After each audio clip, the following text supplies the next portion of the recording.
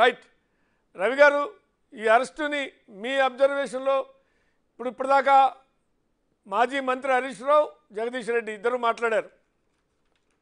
వారిద్దరు చెప్తున్నది ఇది ఒక కుట్రపూరితంగా జరిగినటువంటి అరెస్టు అనేటువంటిది.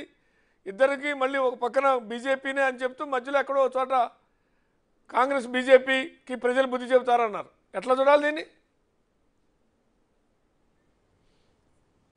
అంటే కాంగ్రెస్ పార్టీకి ఎందుకు బుద్ధి చెప్తారో వాళ్ళే చెప్పాలి. కాంగ్రెస్ పార్టీకి సంబంధం లేనటువంటి పూర్తిగా మన బీజేపీ ఎంపీ ఎవరో ఇక్కడ ఢిల్లీలో మీటింగ్ ప్రెస్ మీట్ పెట్టి కవిత గారు లిక్కర్ స్కామ్లో ఉన్నారని చెప్పారు ఎప్పుడో సంవత్సరంన్నర కిందట.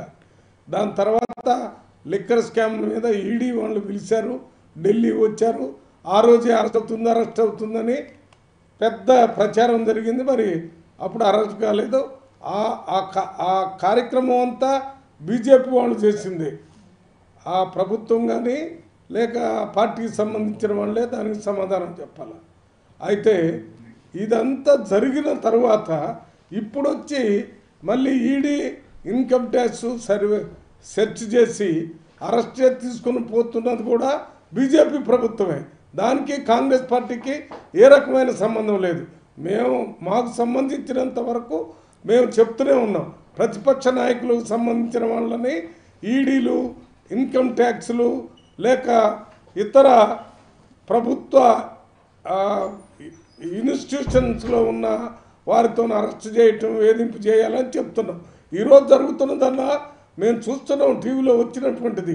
ఎందుకు చేశారు ఏంటి అనేది రేపు కోర్టులో ప్రజెంట్ చేసిన తర్వాత, పేపర్లో వచ్చిన తర్వాత ఏ కారణాలు చూపించేశారు, దీంట్లో వాస్తవంగా ఏమన్నా ఉందా లేదా అనేది తెలుసుకొని మాట్లాడతాం. అంతే తప్ప మాకేం సంబంధం కాంగ్రెస్ పార్టీకి బీజేపీ అని మళ్ళీ ముడిపెట్టడం. మరి ఇది ఏం జరుగుతుంది? ఈ రాజకీయాలు జరిగి ఈ పార్లమెంట్ ఎన్నికలు జరిగే సందర్భంలో అరెస్ట్ చేస్తున్నారంటే ఏ సందర్భంగా చేస్తున్నారు, ఏముంది అనేది రేపు ప్రజల ముందు పెట్టాలి. ఆ పెట్టిన తర్వాత ప్రజలు కానీ మేము ప్రతిపక్ష పార్టీగా మేము కానీ స్పందిస్తాం. ఇప్పటికిప్పుడే మేము స్పందించకపోయినా మళ్ళీ కాంగ్రెస్ పార్టీని మళ్ళీ ఎన్నికల నోటిఫికేషన్ రేపు ఉండగా ఇక్కడ ఒక కీలకమైన ప్రశ్న, రేపు ఎన్నికల నోటిఫికేషన్ వస్తుందని ఇప్పటికే ఎలక్షన్ కమిషన్ ఒక పత్రికా ప్రకటన విడుదల చేసింది. ప్రధానమంత్రి తెలంగాణ పర్యటనలో ఉన్న నేపథ్యంలో ఇప్పుడు అరెస్ట్ చేయటం అనేటువంటిది ఒక చర్చ, కుట్రపూరితంగా డిమోరలైజ్ చేయటానికి అనే అభిప్రాయాన్ని హరీష్ రావు మాజీ మంత్రి వ్యక్తం చేశారు. బయట రాజకీయ వర్గాల్లో సానుభూతి వచ్చే అవకాశాలు ఉన్నాయేమో అందుకే అనేటువంటి ఒక అభిప్రాయం. ఇవన్నీ క్రోడీకరించుకుంటే ఏమిటి అనేటువంటిది? శ్రీనివాస్ గారు, మీకు ఒక్క విషయాన్ని స్పష్టంగా చెప్పాలనుకుంటున్నాను. ఈ బీజేపీ రెండోసారి అధికారంలోకి వచ్చిన తర్వాత ఏ రకంగా ప్రతిపక్ష పార్టీలు ముఖ్యంగా కాంగ్రెస్ పార్టీ నాయకుల్ని అరెస్ట్ చేశారు.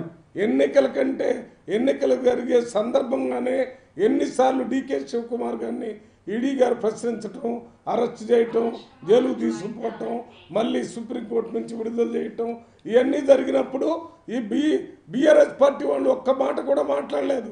ఇది అన్యాయం జరుగుతుంది, ఇవాళ డీకే శివకుమార్ మీద ఏ రకమైన కేసు లేదు, వారిని అరెస్ట్ చేయాల్సిన పని లేదని కేసు నుంచి విడుదల చేసింది సుప్రీంకోర్టు.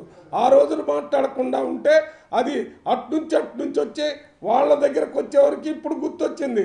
బీజేపీ వాళ్ళు ఎలక్షన్ సమయంలో మా పార్టీకి నష్టం చేయాలని అరెస్ట్ చేస్తున్నారని చెప్తున్నారు. అంతకుముందు ఏమైంది?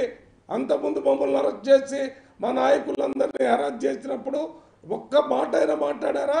మేము అదేమో ఎందుకు అరెస్ట్ చేశారో, ఒకవేళ ఆ లిక్కర్ స్కామ్లో ఏమో లేకుండా ఉంటే లేదనే దాని మీద మేము మాట్లాడతాం.